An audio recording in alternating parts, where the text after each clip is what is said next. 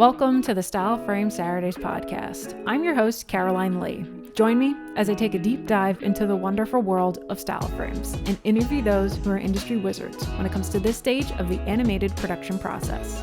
For those who may not know, Styleframes are pieces of creative that are developed during the pre-production phase of an animation project, and they help creators and clients alike get an idea of the overall style of a piece.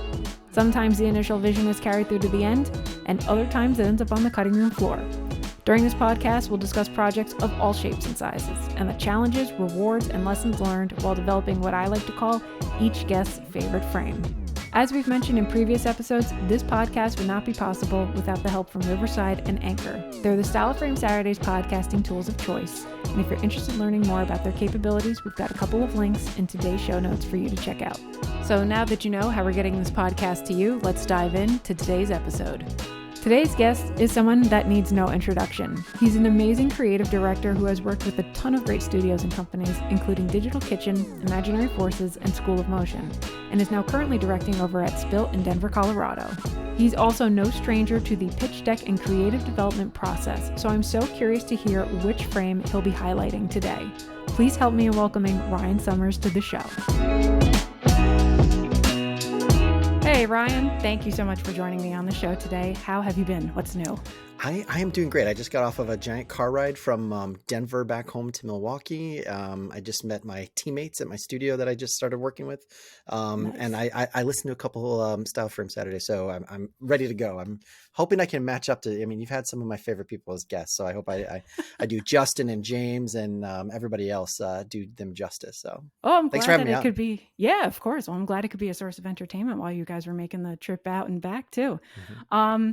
So what was I going to say? If it's okay with you, to jump into things right away.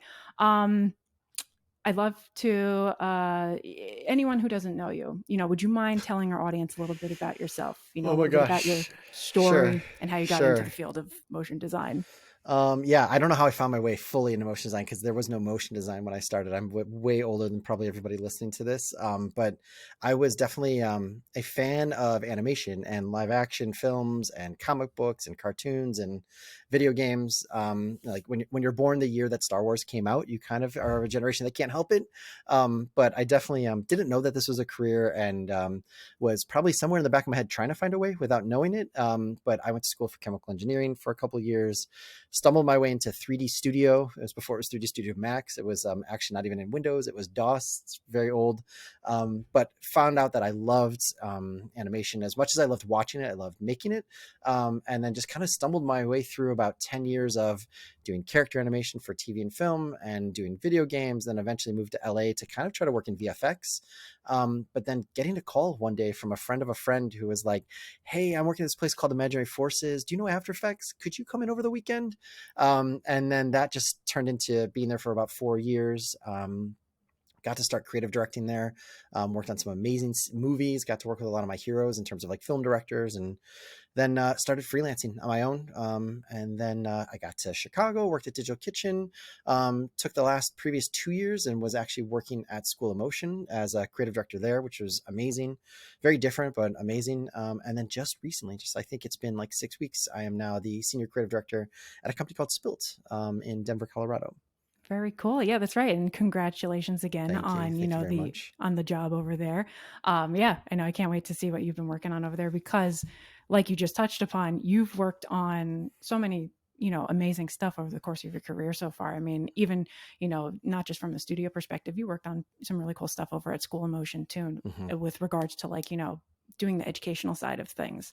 Yeah. So I'm excited to have you on today because you have just such a breadth of work and so much sort of experience in the field. So, I'm so excited to dive into your favorite frame and the project that we're going to be talking about because I'm just so curious to hear your perspective on it all, given what you've done and are currently doing.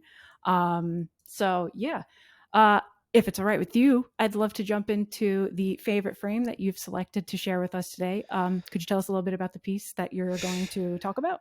Yeah, sure thing. I mean, while I was working at School of Motion, I was always kind of keeping track of like what people are doing for style frames and for pitches and, title sequences. And I got asked to kind of very quickly, kind of over the course of a weekend, try to put a pitch together for a show that's coming out on FX called Shogun.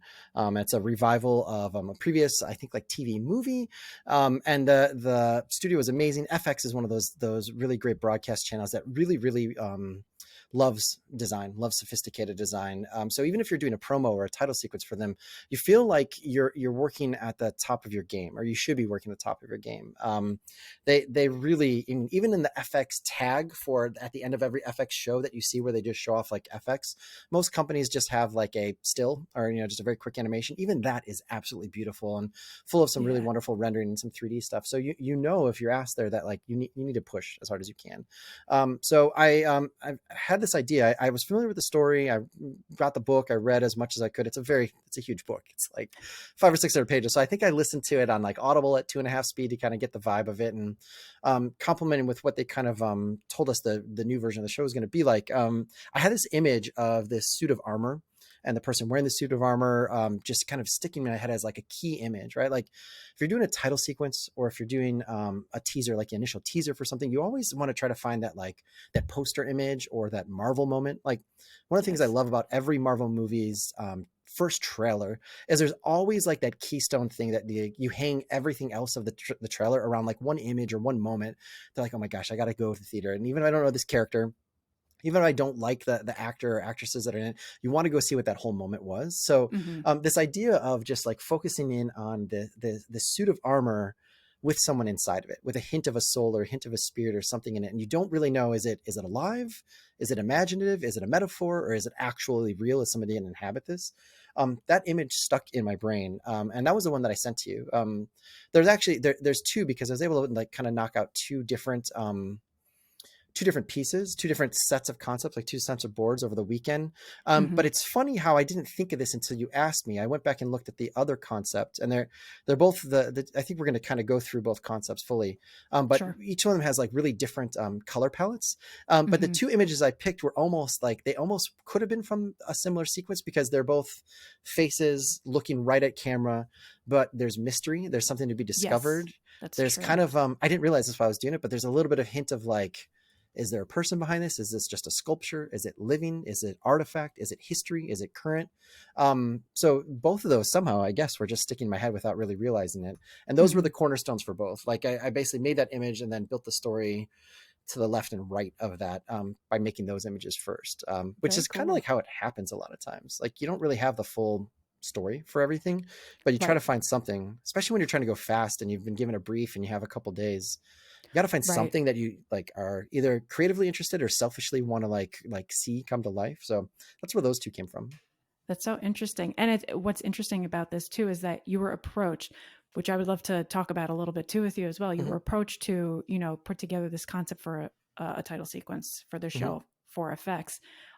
Given only these couple or few days, what was on the client's end? What was their conversation with you? Were they like, we want fully fleshed out storyboards and then Styleframes or whatever? Or do they kind of say to you, full creative control, like show us a concept one way or another? Like, how did that conversation go?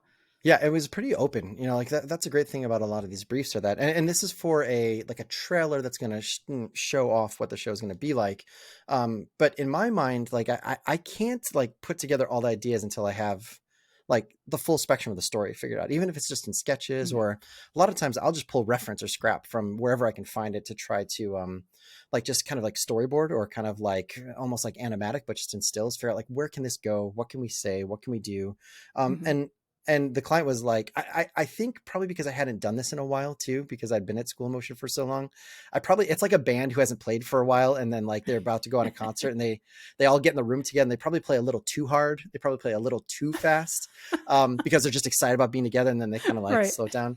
I think it was probably a little bit of overkill, but I can't remember how many frames there were for each one, but I think it was like 9 or 10, no, probably even more than that, like 11 or 12 frames for two different ideas, where they probably were looking more for just like, can you just give us like one key image, maybe a little bit of reference and a write-up. Oh, wow. Okay.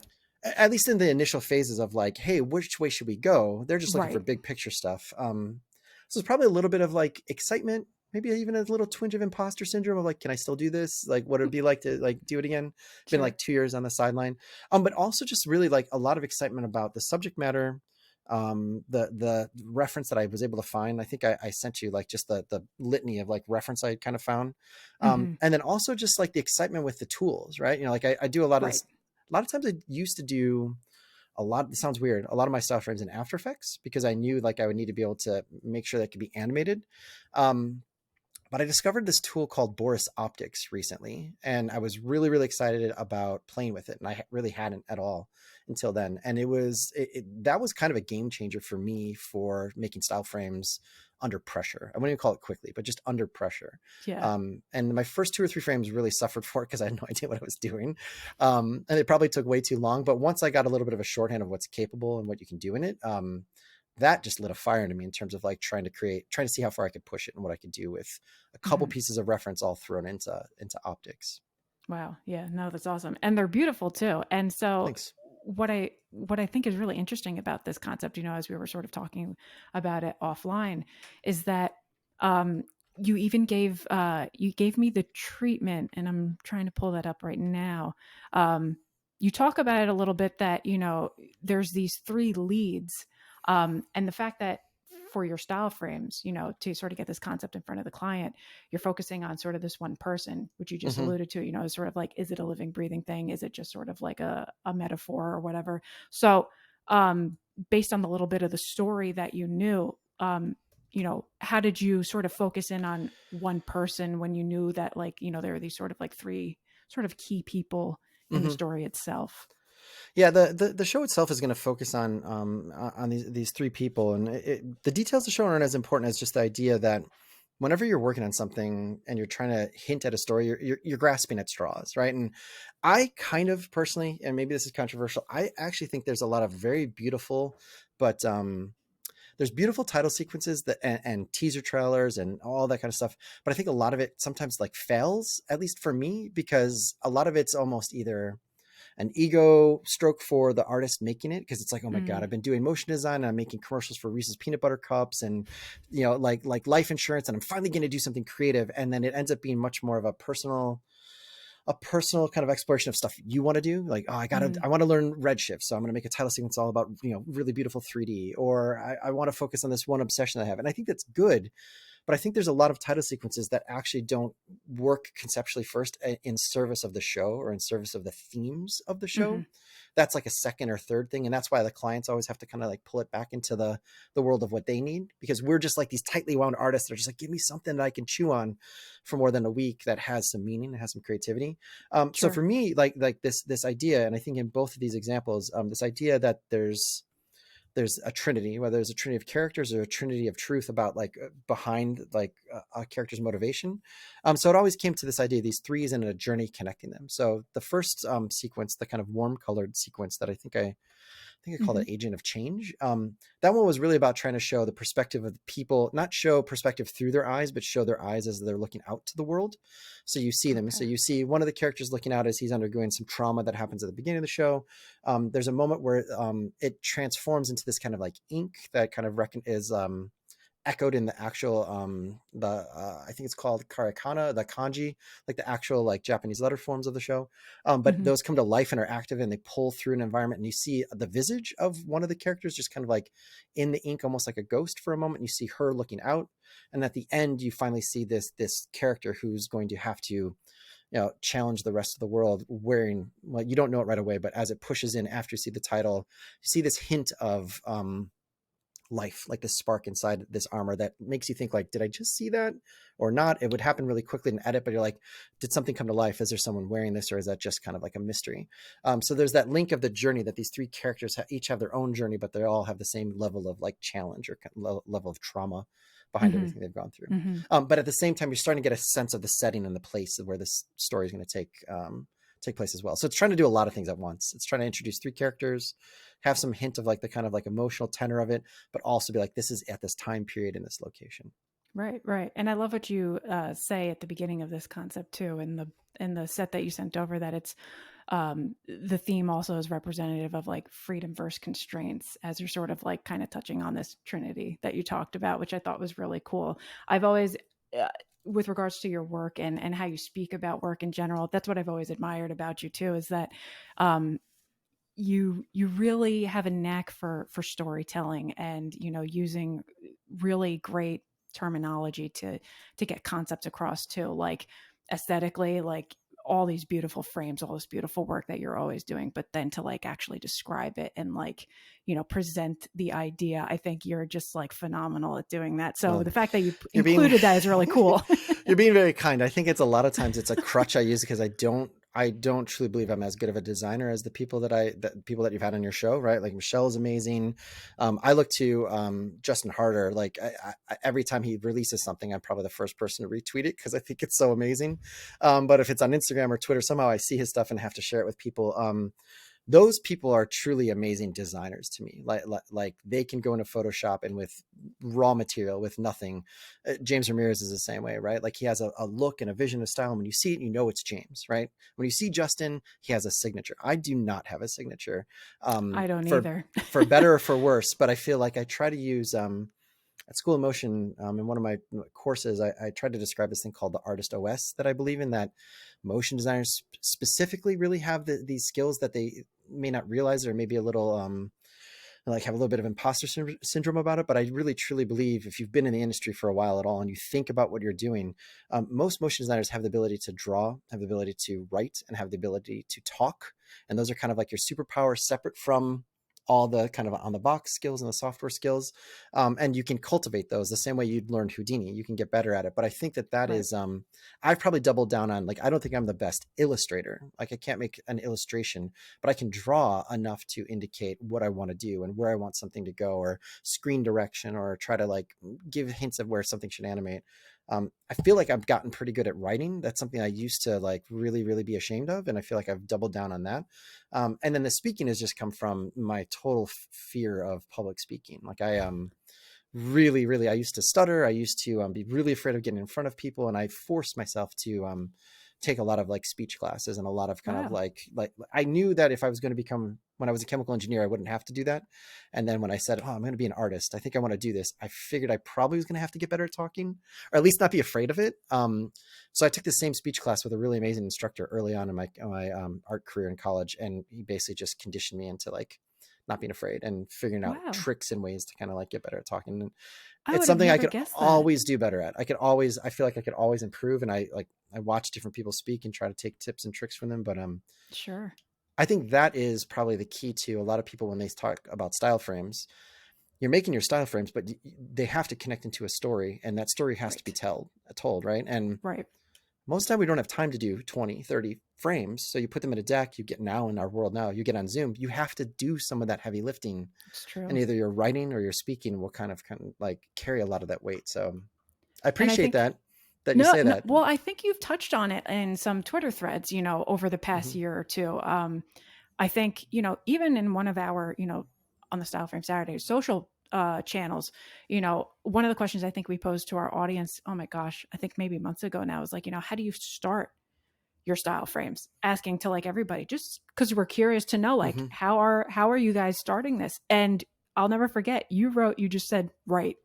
And I Yeah. was just like that was so like I feel like for me at least it would be I need to get on the computer, I need to like Yep. start pulling up some reference this and that.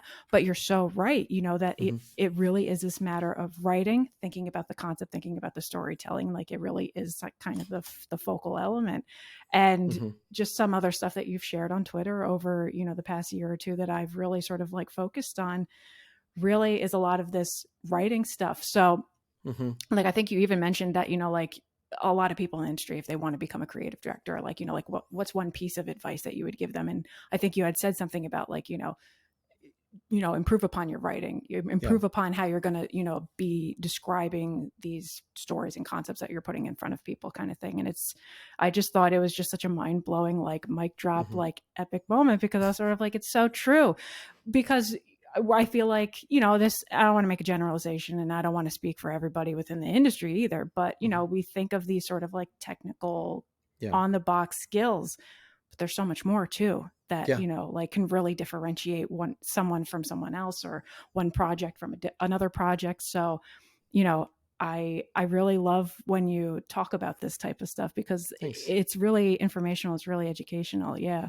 I mean, it's something I've suffered through a long time because I never felt like anyone talked about it. But I was getting that stuff from listening to filmmakers and screenwriters Mm-hmm. talk about like how do great example. Jordan Peele's Nope just came out recently, and I love the movie, but it confounded me, and I was desperate to find out like how did he come to these solutions for this film. He basically was like, I'm going to make a Spielberg-sized epic film. I shoot it in IMAX, but I also want to talk about the exploitation of minorities built into the DNA of filmmaking.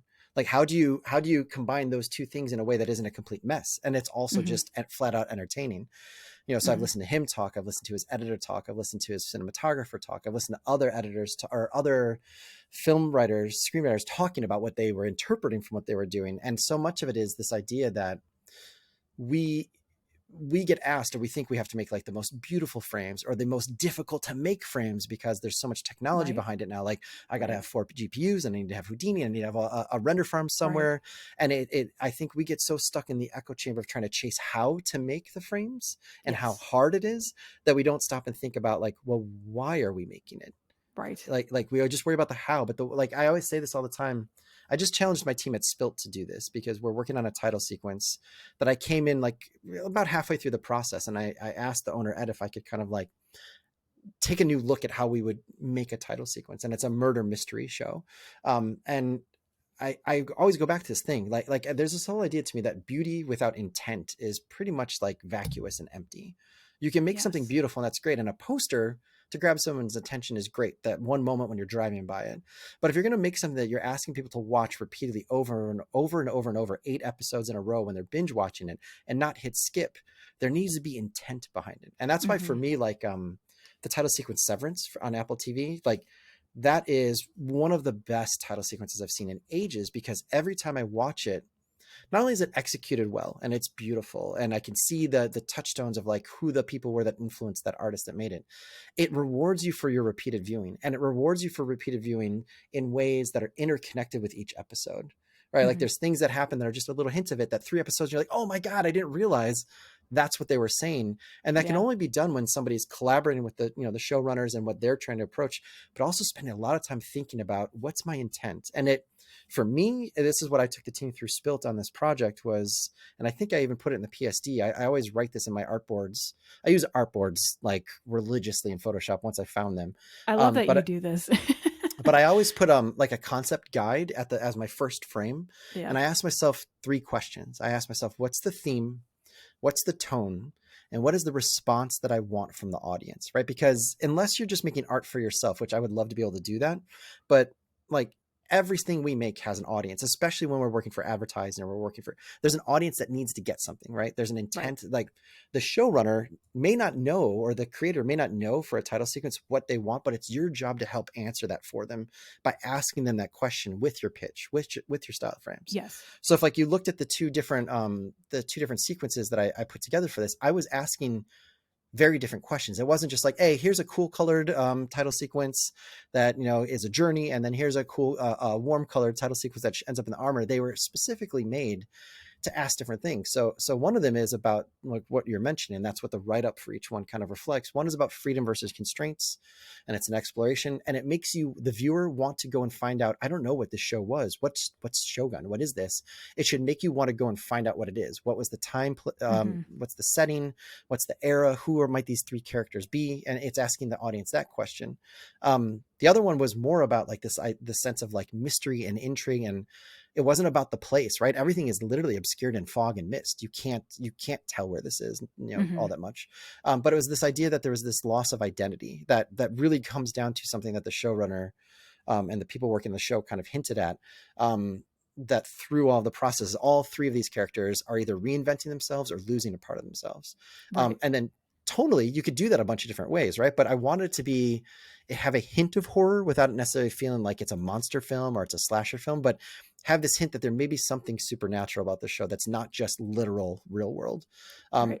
And then at the end, I kind of ended it with these 3 figures that are obscured. You never actually see any of the actors or any of the people playing it, but I wanted you to want to know who is behind all of these masks, like who's hiding in the mist, who's climbing up this hill, who's trying to speak to you without speaking to you. So I'm not just asking the client, hey, do you like this look, or do you like this style, or do you want to be 2D, or do you want it to be 3D? What do you want my work to ask the audience? Like, what's the effect you, obviously it's to watch the show, right? Like Right. there's a difference We know between the answer. like you need people to watch the show, but beyond that, like that's like base level success. But like, what Right. do you want from this effort of doing it, right? You know, and so those are the questions I always ask all the time of a client. It's like, there's a difference between a need and a want. And I kind of use this structure just to get me writing and to get me pulling different references. And I'll if I have that down, I'll be like, okay, well, what other movies have done this for me? Like, what other movies have this theme and this tone and this True. response? Mm-hmm. And then like I use I can't remember the name of, I have to find it. But there's a great tool. Why am I forgetting it?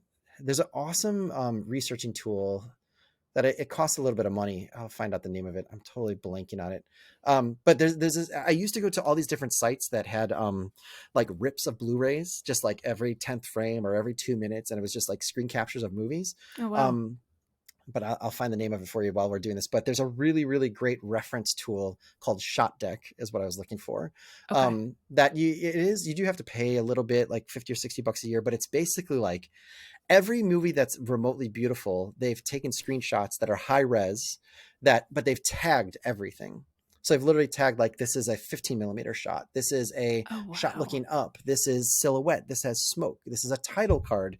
And it's been built by the guy who was the DP for the Joker movie, the most recent Joker movie, Wow. No way. because he basically is doing pitches as a DP on, this is what I want my look to be. And True. he's tired of always going and trying to find, this shot from Taxi Driver and this shot from Apocalypse Now, that he basically went to all the studios and said, can we license stills? And can you make money from me letting other people find these beautiful frames for movies? That's So amazing. rather than going through Google or going through Pinterest, which is still a great reference, a Mm-hmm. lot of times when I'm trying to do something like this, I'll pull ideas and pull reference. And that's what you'll see a lot of in that reference file that I sent you, is just like, here's all the different things that I was kind of like thinking about. Yeah. But then I'll do this pass on top of that where I will go and tag those in Bridge. I dump everything into Bridge. Okay. And I'll write tags out where, like, I think I'm looking for stuff like this. Like, I know on this one I needed shots of kanji, shots of fog, shots of ink, shots of silhouettes and skies. And then I'll take all my reference and start kind of just like, okay, cool. I don't even care what movie it's from. I don't care if I found it from a music video or if it's, something from Pexels or anywhere that I could find something. Now I have this new subset of ideas or images. Let me go and see what I can find from here. And that's where I start getting inspiration and start getting ideas for, like, how do I tell a story? What cameras can I use? What mood can I make? Yeah. What colors are available? Like, the world's Right. kind of like It's available to you at the amazing. point. It's amazing how, you keep saying the word intention. And I think that's like a great word to couple with like creativity. Mm-hmm. You keep saying intention with regards to the storytelling, intention with regards to the design, but even just intentional referencing and getting references like is so important, because like just take like a different camera focal length for instance. I mean, like, Yeah. it could tell a drastically different story, just that single element. Yeah. So the fact that you pull all that stuff together and you have this like enormous like reference deck, I think I tend to forget sometimes that, like, the more reference that I pull, the better, because Mm-hmm. maybe even the idea that I had initially is not the idea that I'm actually going to design. And you need to afford yourself that, right? Like, I think Right. I'm trying to teach my team and other people that, at School of Motion that I've trained, that we have to stop referencing the same body of work, right? Like, Yes. I can't take much more of people saying, oh, what's that thing that Elastic did? Or what's that thing Or that Patrick tendril. Clare did on Westworld? Or Man vs. Machine or Tendril. There's a reason why motion design to some degree is losing a little bit of its power, because we're all so focused on, how do they make that? Did you watch this tutorial? Did you learn this new Right. thing in X Particles? Houdini can do this. And we're not going back and thinking like, oh man, did you see this new research where people are tying together science and fashion? Or somebody 3D printed a new dress for this haute couture thing that showed up in Paris. Why did they do it? Oh, it was actually influenced by macrobiology. Like, people aren't going down those paths, where when motion design, before it was called motion design, people were kind of just coming with their weird obsessions and their weird influences and finding motion design. And like, Mm-hmm. I'm using After Effects, but I'm interested in these 20 other things that have nothing to do with this echo chamber of shape layers and these 4 plugins and like this, like, so I'm trying internally, at least even at Spilt, to wean people off of, oh, did you see this cool thing in Mayor of Kingstown? And what about this thing from Westworld? And like, I don't want to serve up reheated concepts that other people have intentfully designed Mm-hmm. for a question that my show is not asking or my product is not asking, right? Like, Right. if you were going to do the deep dive of be like this used to happen with people who really loved Ash Thorpe. They're like, oh, how does Ash Thorpe do what he does? I'm like, okay, read an interview from Ash Thorpe and find out what his influences are, right? Like he loves Right. Katsuhiro Otomo, he loves Stanley Kubrick, and he loves old classic cars. Now go find people that those people were influenced by and find out Right. what they were vibing on. Like Stanley Kubrick was a photographer before he made movies. Why? Who was he into? What kind of cameras did he shoot? And then go and find that stuff and pull from that reference to make your own kind of like, if you're going to do that, like you've got to allow yourself like the time and headspace to do that, like Yeah. to realize that like that first idea, that's the starting point of a journey, that your reference should take you to a new place, because you'll have a Yes. discovery where you're like, oh, I didn't think I literally, there's an image that you'll probably be able to pull up that I found from Kong Island of all things, of Oh, the main wow. character throwing like a machete through this green smoke that like that changed the entire direction of everything that I was going on for that second concept. And I didn't use that look.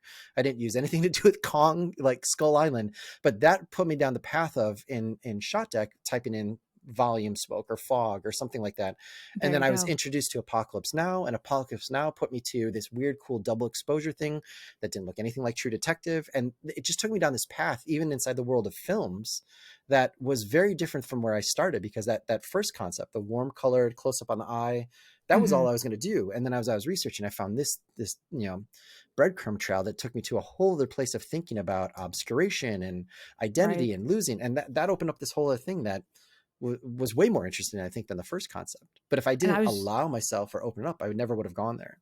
For sure. And that was actually going to be a follow-up question to all of this too, with regards to like, intentional referencing and designing. I was going to say, what brought you in this other direction for the one with the sort of like, Mm-hmm.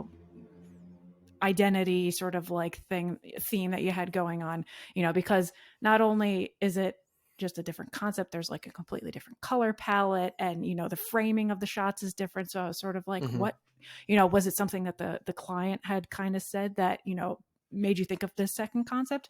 But you just answered it. You're like, well, I went down this rabbit hole and here's where I Yeah. ended up. But it was Which is connected really back to cool. that.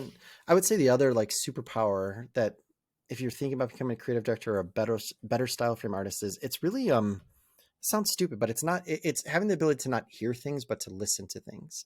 Mm, So much of being a creative director is like learning to shut up and listen and understand. I think we were talking about like need versus want, like really start to understand the wants. And that's where, I started asking myself questions about these characters, and I read some more about the original subject matter and how, they're elevating one character in particular. I'm like, why did they do that? I was like, oh, they found a parallel. Someone in this show found a parallel that didn't exist in the original TV movie, but it was in the source text. I'm like, man, I should try to find a way to express that visually. So I had right, this right. idea of like, I mean, I do mind mapping and like word listing a lot of times too, just as like Hmm. if I'm stuck. And somewhere in there, somewhere in my head or somewhere in something I wrote, was this idea of identity and obscuration and loss. And then without trying to, like, you have to feed your brain a certain amount of stuff and then like go off and do something else. Like that's why Right. it's great having 2 or 3 different jobs going at the same time, where you just, if you just did like Winnie the Pooh and just said like think over and over and over and just stared at your monitor, you would never get there. Right. But if you go for walks, if you exercise, if you take a long shower, whatever it is that you do, or you just let yourself dream a little bit, or you take a long lunch, you fed enough of good material that you let your brain do its crazy thing that it does when you just let it go. And then you come back to it and you find another way through like visuals too. So Absolutely. we've Absolutely. literally talked nothing about like Photoshop or After Effects or Which like is totally making fine style because frames. which is totally fine because that's what I love about putting together this podcast. Hopefully it's, Mm-hmm. I'm hoping that it's helpful to motion designers in the industry to, like you said, we always talk about tutorials and the technical aspects of this stuff. And that's all Mm-hmm. very important. You need to obviously Yep. know how to use the tools to create what you're kind of envisioning in your head. But the why behind it, like why intention, I think, is another actually great word for why too. Mm-hmm. Intentionally, what am I trying to tell? Intentionally, what am I trying to design? Exactly. And that's why have been so excited that you were agreeable to come on, because you have these kinds of conversations with other people on social media. And I was like, man, this would be great, if Ryan could come on and we can kind of talk about this behind some of Mm-hmm. your own work, because I think they are important conversations to have, because I'm hoping that in addition to that, it kind of sparks somebody else's creativity to be like, oh, well, yeah, I saw this thing the other day, or when I was in the shower, I had this crazy idea. Maybe I should actually kind of put that to, pen to paper and test Mhm. it out, something that we had talked about offline too, was the fact that, this was such a quick turnaround. Yeah. So, in addition to the intention behind the designs and stuff, how, I guess my question is, how do you craft a story with such intention within these style frames when you're given such a quick turnaround? I lean back on writing a lot. Like I will do that thing, and you can see in that Photoshop file where I have the whole kind of theme tone and response that I just lay off to the side, and I always kind of go back to it. But then fairly quickly, I'll just lay out like 6 or 9, however long I think the set of frames I should have. I'll set out 6 or 9 kind of just in a grid with artboards, and I'll literally just like drop in some type that says what I think this shot should be. Like, this is an opening shot. This is a title card. This is establishing. This is a medium. This is a wide. This is the emotion I want people to feel right now.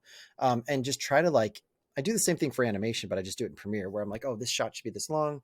And I just literally just put type, right? Like, just like otherwise it's so easy to get lost. If you don't have a key image in your head that you can just dive in and start making. Or the other problem is you have one key image and you spend 6 hours trying to make a perfect image. And then you're like, okay, what comes before this? Right. Oh, actually, I don't need this 6 hour long key image because it doesn't work with the rest of the story because your brain's thinking about it. So I try not to let myself get too far ahead. So I'll literally just kind of like do a very light, like writing session. Like, okay, and I think I need 6 frames or 9 frames or however many I think would be nice in a book or in a deck. And I'll just kind of write it out. And then from there, sometimes I'll grab scrap. I'll just pull in reference. Like for this one, I did a lot of, I think I pulled a lot of stuff from a Mark Romanic music video with, oh, what's the guy's name? The guitarist for Keith Richards, the guitarist from Rolling Stone. He has this really awful song, but the music video has been stuck in my head where there's a lot of really like very high contrast lighting where Keith Richards kind of like moves in and out of a spotlight pointing down.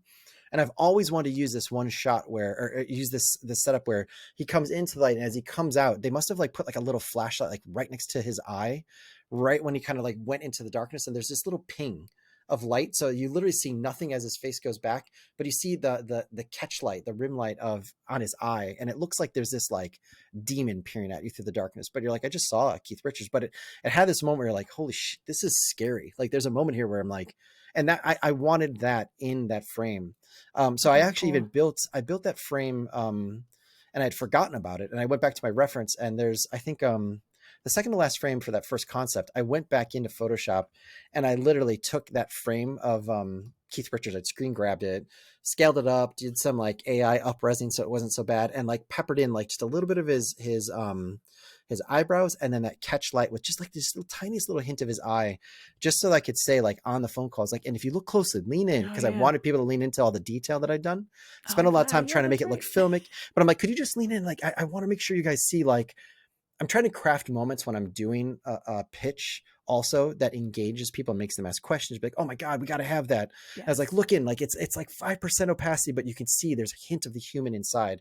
And then when we cut to the next frame, you see the close up of like the intensity of his eyes. And they're like, right, what does that look like? I love asking questions when I do a pitch, but you have to have the frames that do that. And I asked them, like, does that look like he's afraid? Does he look angry? Does he look excited? Does he look scared? I'm like, that's what you want the viewer to wonder about. That's the last image before we go. That's why I made the image the way we did. I'm not telling you, I'm just making you think, so that there is that moment where you get the client coming back who's like, I don't know, maybe he should be afraid. Can we make him look more afraid? And then make him, at any moment you can get that, like you get a client engaged.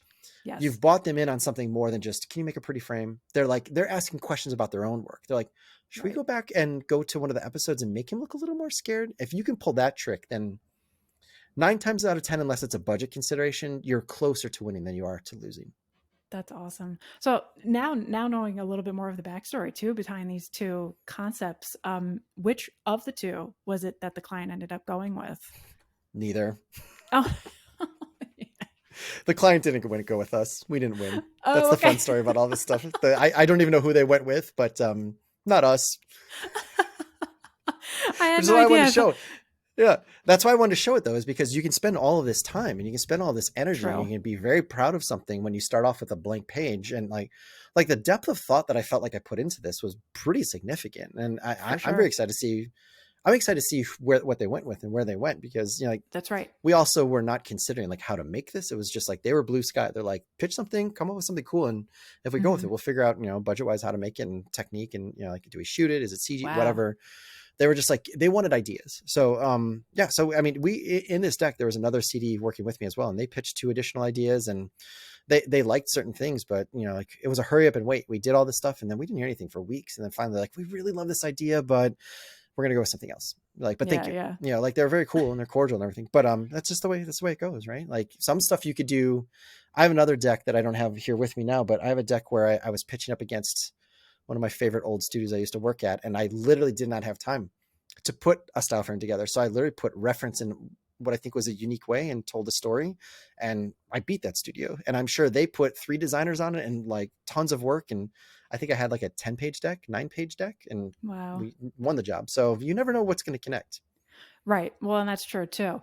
And going back a little bit to what ended up happening with this project in particular, I think it's Mm-hmm. interesting that you just said too that we weren't even really thinking like how we were going to execute it. The client didn't even really care how we were going to execute it too. When if the time Yeah. were to come, we would then figure it out.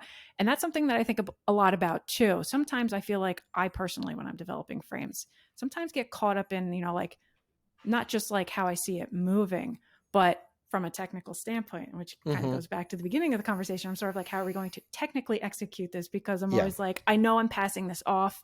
How do I make this easy for the person that I'm passing it off if I'm not Right. animating it myself?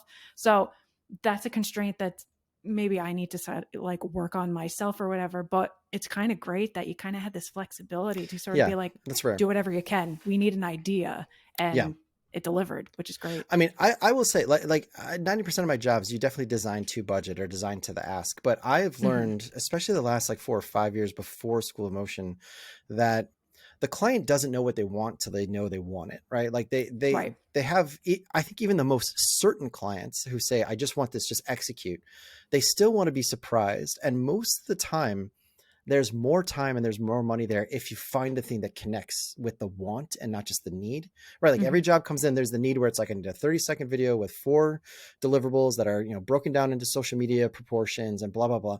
But like, there's a want underneath almost every single client you pitch to, right? And Right. some of them just want to be able to feel like they get to play with whatever you're doing, right? They're failed artists, or they went to school and had friends who are artists. They just want to be able to have a sense of like, can I change the color? Did I say something important enough that it showed up in the final thing? And you Right. can suss that out. You can find that out, and that can help you like actually win a job or build a relationship. But there's other clients who are like, man, I need something that grabs the attention of my boss's boss's boss. We need Mm-hmm. to make something that's so different that wows people. But they're not going to say that to you because they know that's expensive. But if you come to them with something that's like maybe a little bit out the comfort zone, like most decks, right? You pitch at least 3 things. You pitch the thing that the client asked for, you pitch something that you want to make, and then you pitch something that's so outside of the realm of possibility that it's like a home run swing that you're probably going to strike out 9 times out of 10, but you might just connect with something that lets the job just like bust wide open. Right. My best project that I've ever directed myself was a result of that. It was a Oh, $20,000 wow. ask. Somebody asked us like what screens to buy for a project that was like an experiential project inside a hotel, and I asked them if I could just talk to them, like, could I just show you what we did, and can I ask you some questions? Can I get on the phone for an hour? That turned into a visit to Las Vegas. That turned into the next day flying to LA. We spent a day doing a workshop, and it turned into a $3.5 million 3-year project from a Wow. $20,000 ask, right? Like, Oh so my sometimes those gosh. home run swings actually connect into something that's just like, it's the best project I've ever worked on. It defines a movie studio in terms of like the full expression of who they are, and it's awesome. It was amazing. We got to make 90 minutes of animation, off of just Wow. essentially was a question. Yeah. Like, Yeah, that's can true. I have permission to show you something? Do you mind Right. if I ask you something? Can I share something with you? Right. And we gave them all the safe stuff. We're like, I'll tell you, I'll give you the $20,000 ask for free if you'd let me take this swing. Doesn't work all the time, but sometimes it turns into something that you're like, holy cow. Right. No, no, you're absolutely right about that too. And with regards to the Shogun pitch that you did for FX, it sounds like, that there weren't many constraints, if at all. But I do have to ask, were there any constraints that the client gave you to Yeah. put this concept together? I mean, I like FX is amazing. Like they were so wonderful in the sense that they came to with a ton of research. They shared a lot of research they Okay. found while they were developing the show. But one of the other best like practices I think you can ask is it's almost impossible to get a yes right away on that initial conversation with any kind of client, but Mm-hmm. immediately you can ask them and get no, like a no or a series of no's right away. And you can use that to your advantage. I always ask people like, what do you know this shouldn't be? Like if you saw this in my pitch, what would be That's a a great signal that question. we missed the mark totally before we ever like set pencil to paper? And people Sure. will give you that list really fast, right? Like they had a nice list of just like can't be this, and they would give you a reason why, or you can probe for the reason why. So they Mm-hmm. were great in terms of at least setting a box of things we should stay away from, Okay. which helped us just avoid. Like I think that's probably one of the main reasons why I was able to go, in a couple of nights, like put something together, because I was like, Sure. cool, I don't have to think about this. I'm just going to work in this area, and I can expand, but I just need to stay away from these certain, kind of like evocations of Japan or Japanese culture, or what people think of like the location from hundreds of years ago, or something Right. historical, or other people's kind of approaches to a similar subject matter. Like they were great at saying like, just, we don't want it to look or feel like this. Sure. No, definitely. And with regards to this project too, were there any challenges or rewards that you experienced while working on it? Like, what would be the Um, biggest reward or challenge when you think back on it? What might that be? for me, I always feel like, maybe because it's my science background, or maybe it's because of imposter syndrome, I always feel like a lot of my first instinct is always very literal. Like I always think like, okay, literally, what is this time period? What can I Hmm. show? But the things I enjoy, the things that resonate with me, the movies I go back to all the time, the books I go back and read, every 4 or 5 years to see what I'm bringing to it now. It always is more poetic or lyrical, or has like multiple layers of meaning underneath it. Like we were talking about Hmm. intent. Hmm. And maybe that's why I love like, sort of like something like Jordan Peele's movies, or, like I love magical realism novels, or whatever that might be. Obviously, everybody drink, because you'll hear me say his name 1,000 times. But like even someone like Guillermo del Toro's work, it doesn't operate just on the superficial level. There's always some thought or care or emotion or experience Hmm. underneath that service. I don't know if I got there all the way, but I definitely feel like I was finally getting to operate on that kind of like level of like, okay, cool, this stuff is not literal. Like, there aren't three characters that climb up a hill in the movie or in the show, right? But Right. Right. there's an emotional reason for why that's there, right? There's a metaphorical reason. So I think that was Sure. probably like the thing I was most excited about, was just being able to like, you get the luxury to play in this so rarely in our industry. True. Most of the time it's like, how do I get the logo bigger? Like, without it being so big. Like that's normally like the kinds of questions you have to kind of like problem solve. So Right. I think Right. that was it. Just, the luxury of being able to play in this world that you don't get to very often. Very cool. And this might be a redundant question then, because I feel like you may have answered it, but I'll ask it this anyway too. You know, what about this frame or this set of frames that you developed, makes it your favorite? Um, the fact that you're being confronted with something, um, the fact that like there's a frame that might make you uncomfortable, but also might make you intrigued, right? Like so many times, like you either make something it's scary, and just on the surface it's scary. There's a bunch of blood, and it's dark and foreboding, and like there's maybe another layer of emotional reaction. And I think that comes back to that question I asked, is like, what's the response I want out of Right. viewers to this stuff? And I think I was allowing myself to ask something a little bit more deep than like, are you excited, or are you scared, are you happy, are you sad? There's another layer of like intrigue or interest that you might have in it. And I feel like both of those two frames kind of achieved it if you really do look into it. It's like, it's not just a suit of armor, there's a person. But why is that person wearing it? Are they wearing it because they want to, or are they wearing it because they have to? And then the character with the fan, like historically, what is that? Like why are they punching through the smoke to still hide their face? Like there's another layer beyond that. Absolutely, absolutely. Well, this has been such an awesome conversation learning about the Shogun project with you, Ryan. I really enjoyed learning about your, how you got into the motion design industry, all the work that you've been doing. I loved talking with you about this project. If people want to connect with you and learn more about what you're working on, what's the best way Mhm. for them to do so? I'm pretty much everywhere. Social media, I'm Oddernod, Oddernod, just because there's a million other people with my name. But I've been that on Instagram and I think pretty much everywhere, Instagram and Twitter. You can always message me there. I also do a thing where I have open office hours, probably 2 or 3 days a Very week. So if you go to calendly.com/Otternod, if you want to talk about work, if you want to talk about demo reels, if you want advice on how to get into studio, if you're just finding out about making style frames, and you want to know, what the first steps are into doing that. Normally 2 or 3 times a week, I have 15 and 30-minute kind of like appointments available for that. So that's a great way to just like sit down and talk, chat with me. That's really cool. That's awesome. Yeah. Well, we'll share that link. We'll share, some of the Sweet. links to the other things that we've talked about today, including the tools and resources that we mentioned for our audience to check out. But that wraps it up for today, everyone. Feel free to email us at styleframesatpod@gmail.com. We'd love to hear what you think of the show. And if you have any questions, comments, or suggestions, if you like what you see and hear here, don't forget to subscribe, like, share, and review the show on your favorite podcasting platforms as well. And lastly, come connect with us on social. We're on Facebook, Instagram, Twitter, YouTube, and LinkedIn. Thank you all for tuning in. Thank you again, Ryan, for joining us today. And we'll see you all in the next one.